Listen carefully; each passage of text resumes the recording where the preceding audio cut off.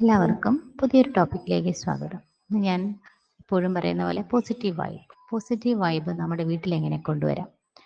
അപ്പം ഞാൻ ചെയ്യുന്ന എൻ്റെ അനുഭവത്തിലുള്ള കാര്യങ്ങളൊക്കെയാണല്ലോ ഞാൻ ഷെയർ ചെയ്യുന്നത്. അപ്പം ശരിക്കും പറഞ്ഞാൽ കുറച്ച് എന്താണ് കഷ്ടപ്പാടാണ്, എന്നാലും നമുക്ക് കൊണ്ടുവരാവുന്നേ ഉള്ളൂ. ആദ്യം നമ്മൾ നമ്മുടെ വീട്ടിൽ പോസിറ്റിവിറ്റി വരുത്തിയതിന് ശേഷം വേണമല്ലോ സമൂഹത്തിൽ വരുത്താനായിട്ട്. അപ്പം നമ്മുടെ വീട്ടിൽ എങ്ങനെ പോസിറ്റിവിറ്റി വരുത്താം? ആദ്യം തുടങ്ങേണ്ടത് നമ്മുടെ അടുക്കളയിൽ നിന്നാണ്. നമ്മുടെ അടുക്കള, ഒരു വീട്ടിൻ്റെ അടുക്കളയാണ് ഏറ്റവും മനോഹരമായ സ്ഥലം എന്ന് ഞാൻ പറയും. അവിടെ നമ്മളെല്ലാം വൃത്തിയായിട്ട് സൂക്ഷിക്കാം. ഫസ്റ്റ് നിങ്ങൾ തുടങ്ങും നിങ്ങളുടെ വാഷ് ബേസിൻ. ഒരിക്കലും നിങ്ങൾ ആ വാഷ് ബേസിൻ നിറച്ച് ചെളി വെള്ളമൊക്കെ ആയിട്ട് വേസ്റ്റ് മൊത്തം കൊണ്ടുവന്ന് പാത്രങ്ങളെല്ലാം കൂട്ടിയിട്ട് അടിച്ച് പടിക്ക് ഒരിക്കലും വെക്കരുത്. നിങ്ങൾ എപ്പോഴും നിങ്ങൾ ഏത് പാത്രം എടുത്താലും പറയും കുഞ്ഞു കുട്ടികളൊക്കെ ഉള്ളവർക്ക് അതൊന്നും ചെയ്യാൻ ഭയങ്കര പാടാണെന്ന്. ഒന്നും അല്ലെന്നേ, നമ്മളെല്ലാം ഈ പിള്ളേരുടെ മണ്ടയ്ക്ക് കെട്ടിവെക്കുന്ന പിള്ളേരെ അടുത്തിരുത്തിയിട്ട് ജോലി ചെയ്ത് നമ്മുടെ പണ്ടത്തെ കാർന്നോന്മാരൊക്കെ അങ്ങനെയല്ലേ. നമുക്ക് എക്സ്ക്യൂസുകൾ പറയാൻ തുടങ്ങിയാൽ എന്തിനും പറയാം. പക്ഷെ ആ എക്സ്ക്യൂസുകളൊക്കെ ഒന്ന് ഒഴിവാക്കി നോക്ക്. നിങ്ങൾ ആദ്യം നിങ്ങളുടെ വാഷ് ബേസിൻ്റെ ഇങ്ങനെ പാത്രം കുന്നുകൂട്ടിയിടുന്ന സ്വഭാവം ഒഴിവാക്കുക. എന്നിട്ട് ഇങ്ങനെ കുറച്ച് കുറച്ച് സമയം നമ്മൾ ഈ കൂട്ടി ഒരുപാട് ആക്കുമ്പോൾ കഴുകാൻ നിൽക്കുന്നുണ്ടല്ലോ, നമുക്ക് ഒരുപാട് സമയം വേണ്ടി വരുന്നത്. നിങ്ങൾ എപ്പോഴൊക്കെ ഉപയോഗിക്കുന്ന പാത്രങ്ങളും ഒരു നിശ്ചിത സമയം കണ്ടെത്തി ഇടയ്ക്കിടയ്ക്ക് കഴുകി വെക്കൂ. അവിടെ പാത്രങ്ങൾ കിടക്കുന്നത് കാണുമ്പോൾ തന്നെ കഴുകി വെക്കൂ. പിന്നത്തേക്ക് മാറ്റി വെക്കാതിരിക്കൂ. എപ്പോഴും നിങ്ങളുടെ വാഷ് ബേസിൻ നല്ല വെട്ടിത്തിളങ്ങി ക്ലീൻ ആയിട്ടിരിക്കട്ടെ. അപ്പോൾ അടുക്കളയിൽ ഇങ്ങനെ പാത്രം കുന്നുകൂട്ടിയിടുന്ന ഒഴിവാക്കാം. അപ്പം നമുക്ക് ആദ്യം അടുക്കളയിലെ പരിപാടി കഴിഞ്ഞു. പിന്നെ നിങ്ങൾ ശ്രദ്ധിച്ചിട്ടുണ്ടാവും അടുക്കളയൊക്കെ നല്ല വൃത്തിയായിരിക്കും. എന്നിട്ട് അവിടെയൊക്കെ തുടയ്ക്കുന്ന അല്ലെങ്കിൽ ഞാൻ പല മീൻസ് ഗസ്റ്റിൻ്റെ ഒക്കെ വീട്ടിൽ പോകുമ്പോൾ അല്ലെങ്കിൽ ഫാമിലി മെമ്പേഴ്സിനെ വീട്ടിൽ ഇപ്പോൾ കാണുന്നത് അടുക്കളയൊക്കെ അടിപൊളിയായിരിക്കും. പക്ഷെ അവരുടെ കൈക്കില പിടിക്കുന്ന തുണി, ഈ ഹോൾഡറില്ല തുണി കാണുമല്ലോ, അത് കണ്ടു കഴിഞ്ഞ് എൻ്റെ ദൈവമേ ഇറങ്ങി ഓടാൻ തോന്നും. അത്രയ്ക്ക് വൃത്തികെട്ട തുണിയായിരിക്കും അത് പിടിക്കുന്നത്. അപ്പോൾ നിങ്ങൾ എന്തായാലും തീർച്ചയായിട്ടും നല്ല വൃത്തിയുള്ളൊരു തുണി അവിടെ വെക്കുക. നിങ്ങൾക്ക് ഇങ്ങനെ തുടയ്ക്കാനും എടുക്കാനും ഒക്കെ ആയിട്ടുള്ള തുണികൾ നിങ്ങൾ മാറ്റി വെക്കുക. അല്ലാതെ മറ്റൊരു തുണി എപ്പോഴും ഈ പാത്രം പിടിക്കാനും ചൂട് പാത്രം എടുക്കാനൊക്കെ ആയിട്ട് നല്ലൊരു വൃത്തിയുള്ള തുണി ഉപയോഗിക്കുക. പിന്നെ പറയാനുള്ളത് നമ്മുടെ വീട്ടിൽ ഫ്രിഡ്ജ് വല്ലപ്പോഴും ഒരിക്കലെങ്കിലും നമ്മൾ ഏറ്റവും കൂടുതൽ എനിക്ക് തോന്നുന്നു ചില വീട്ടിലെ ഫ്രിഡ്ജിലകത്തൊക്കെ നിറച്ച് സാധനങ്ങൾ ഇങ്ങനെ ഡംപ് ചെയ്ത് വെച്ചേക്കും. ചില സാധനങ്ങൾ ആ ഫ്രിഡ്ജ് മേടിച്ച നാൾ തൊട്ടേ ഇരിക്കുന്നതായിരിക്കും.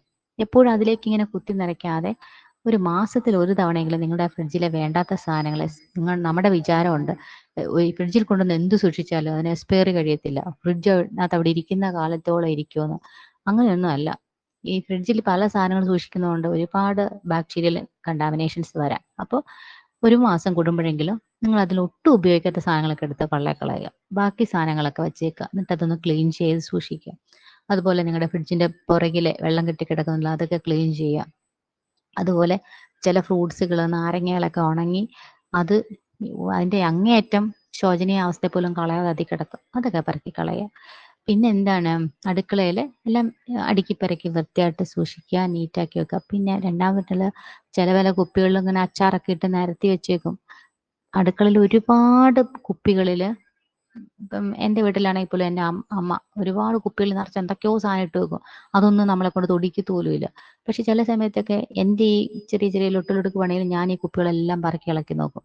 ചില കുപ്പികളിലൊക്കെ എന്തൊക്കെയോ കലക്കി വെച്ചിട്ടുണ്ട്. പക്ഷെ എന്തൊക്കെ നിറച്ച് പുഴു എന്തൊക്കെയായിരിക്കും.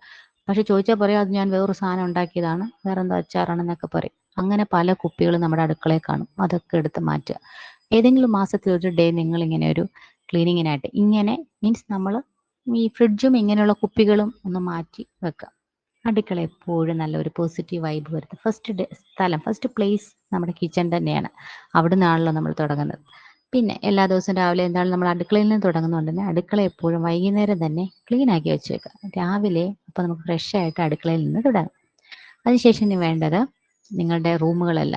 ഇപ്പം ചില വീട്ടിൽ നമ്മൾ പറയും ഒട്ടും സ്പേസ് ഇല്ല, ഈ പറയുന്നതൊന്നും പരിഷ്കാരമൊന്നും എൻ്റെ വീട്ടിൽ ചെയ്യാൻ പറ്റില്ല. എൻ്റെ വീട് കുഞ്ഞു വീടാണ്. കുഞ്ഞു വീടായാലും വലിയ വീടായാലും എന്താ, എല്ലാ സാധനങ്ങളും അടുക്കി വെക്കുക. ഇപ്പോൾ ചില സ്ഥലത്ത് ചെല്ലുമ്പോൾ നമ്മുടെ ഇൻറ്റീരിയർ ഞാൻ എപ്പോഴും ഞാൻ ചെയ്യുന്നു പറഞ്ഞ് നമ്മൾ ചെയ്യുന്ന കാര്യമായിട്ടാണ് കേട്ടോ. അപ്പോൾ അതിൽ ഞാനിങ്ങനെ സെറ്റ് ചെയ്യൊക്കെ ചില സമയത്ത് തിരിച്ച് അങ്ങോട്ടിടും ഇങ്ങോട്ടിടും. ഇപ്പോൾ വീട്ടിലെ അലമാരയും കട്ടിലൊക്കെ ആണെങ്കിലും ഞാൻ തന്നെ തിരിച്ചും തിരിച്ചും ഒക്കെ അങ്ങോട്ടും ഇങ്ങോട്ടും മാറ്റിയിടും. ചിലപ്പോൾ ഒരു മാസത്തേക്ക് വേറൊരു പൊസിഷനാണെങ്കിൽ അടുത്ത മാസം വേറൊരു പൊസിഷൻ. അപ്പം നമ്മൾ ഈ അറേഞ്ച് ചെയ്യുന്ന സ്പേഷ്യൽ ഇൻറ്റീരിയർ എപ്പോഴും നമ്മൾ അങ്ങോട്ട് ഒരേപോലെ എപ്പോഴാണ് നമുക്ക് ബോറടിക്കുമല്ലോ. അപ്പം നമ്മൾ തന്നെ നമ്മുടെ ഇൻറ്റീരിയർ ഒന്ന് ഡെക്കറേഷൻ ചെയ്യുക. നമ്മുടെ റൂമുകൾ എല്ലാം. പിന്നെ പഠിക്കുന്ന കുട്ടികളൊക്കെ ആണെങ്കിൽ എപ്പോഴും പുസ്തകമൊക്കെ വാരി വലിച്ചിടും. ആവശ്യമുള്ള പുസ്തകം മാത്രം എടുക്കുക, ബാക്കി അടുക്കി വൃത്തിയാക്കി വെക്കുക. എന്നിട്ട് നമ്മുടെ ഫ്രണ്ട് വിസിറ്റിംഗ് റൂമൊക്കെ അവിടെയൊക്കെ ഒരുപാട് സാധനങ്ങൾ നമ്മൾ വെച്ചിട്ട് ഷോക്കേസിലായിക്കോട്ടെ, അല്ലെങ്കിൽ ഒരുപാട് ഫോട്ടോസ് ആയിക്കോട്ടെ, ഇതൊക്കെ വല്ലപ്പോഴും എടുത്തൊന്ന് തുടച്ച് വൃത്തിയാക്കി വെക്കുക. എന്നിട്ട് നിങ്ങളുടെ ഈ സെറ്റിയൊക്കെ അങ്ങോട്ടും ഇങ്ങോട്ടും മാറ്റി തിരിച്ചിടുക. എങ്ങനെയാണെങ്കിലും നിങ്ങളുടെ ഫ്രണ്ട് റൂം നല്ല വൃത്തിക്ക് സൂക്ഷിക്കും. അതുപോലെ നിങ്ങളുടെ കട്ടിലിന്റെ പൊസിഷനൊക്കെ അങ്ങോട്ടും ഇങ്ങോട്ടൊക്കെ ചേഞ്ച് ചെയ്ത് നിങ്ങൾ തന്നെ നിങ്ങളുടെ റൂമിനെ ഒന്ന് സ്നേഹിക്കുക.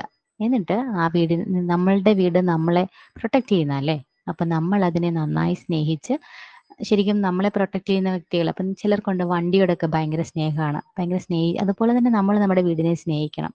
അങ്ങനെ സ്നേഹിച്ച് വൃത്തിയായി സൂക്ഷിച്ചാൽ മാത്രമേ അവിടെ ഒരു പോസിറ്റിവിറ്റി ഉണ്ടാവുകയുള്ളൂ. അല്ലാതെ നിങ്ങൾക്കെന്നും കഷ്ടപ്പാടാണ്, എനിക്കൊന്നും വിഷമാണ്, എനിക്കൊന്നും ദുഃഖമാണെന്ന് പറഞ്ഞ് വീട് മൊത്തം അലങ്കോലപ്പെടുത്തിയിട്ടുണ്ടെങ്കിൽ എന്താ കാര്യം? അതുകൊണ്ട് പ്രത്യേകിച്ച് നിങ്ങൾക്ക് ഒരു നേട്ടമില്ല. പക്ഷെ എത്ര വിഷമാണേലും നിങ്ങൾ ആ വീടൊന്ന് വൃത്തിയായി സൂക്ഷിക്കൂ, നിങ്ങളിൽ അറിയാതെ ഒരു പോസിറ്റിവിറ്റി ഉണ്ടാവും. അതിനെന്ത് വേണം?